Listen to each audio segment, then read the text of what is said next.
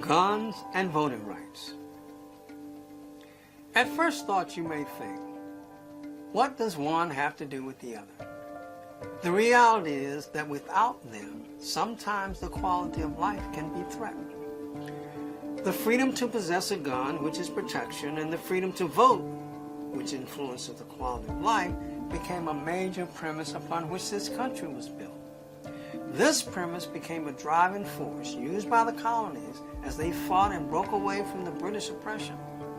The colonies were successful and eventually became the United States of America. However, soon after this historic break from the British oppression, America turns around and applies one of the most cruel forms of oppression, an oppression that violated every facet of dignity and human rights of the African American. Did you know that in this country there is a historical connection between gun control, voting rights, and oppression? Did you know that during slavery, state laws were passed prohibiting blacks from owning and possessing a gun while there were no such laws prohibiting whites?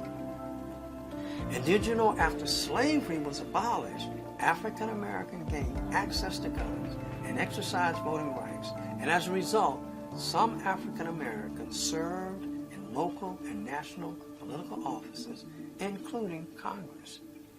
And did you know that a racist backlash developed as a result of African Americans serving in these political positions? And did you know that this backlash involved manipulation of laws and legislation designed to remove guns and voting rights from African Americans so as to control and contain them? And did you know that this racist backlash was aggressively manifested into the Voting Rights Act of 1965? And did you know that in order to make weak the Voting Rights Act of 1965, several racist tactics have been operated to undermine African Americans' right to vote? However, in spite of their tactics, the moral unit of America elected President Obama, an African American, as President of the United States in 2008. This experience was similar to that of the African Americans elected to Congress after the Civil War, which created a backlash.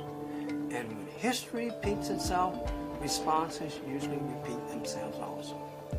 And we now can see and feel the post-Obama backlash. The undercurrent issues of gun control legislation and voting rights are surfacing again. Certain areas are experiencing deliberate and manipulative efforts to curtail the right to vote, and it is obvious that these curtailments are geared toward African Americans. The strong attention on guns today and the power and the influence of the NRA on politics raises great suspicion, and African Americans should be concerned.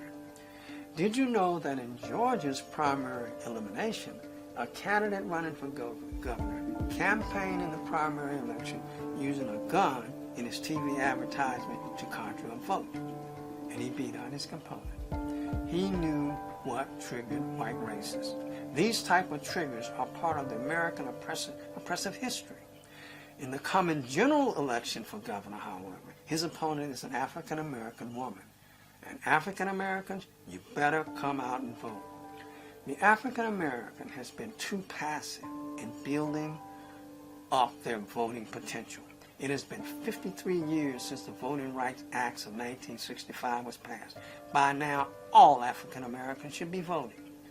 White America has been devious and aggressive, while African Americans have remained too passive. As it was in Montgomery, Alabama, when the total African American community executed successfully a bus boycott, so we must do the same in voting. We must use that example of commitment, energy, and determination to galvanize every eligible African American to register and vote, starting in this fall election and in the coming presidential election.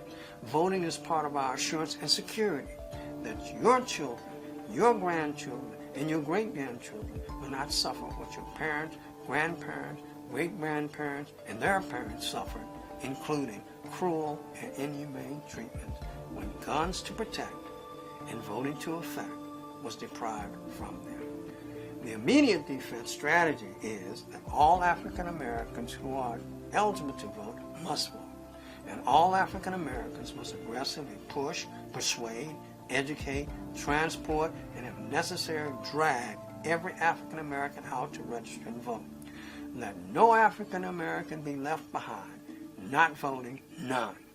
They are stealing our votes, voting rights, but we must return it. Voting influences laws and policies, and laws and policies affect your quality of life. For your life's sake, vote.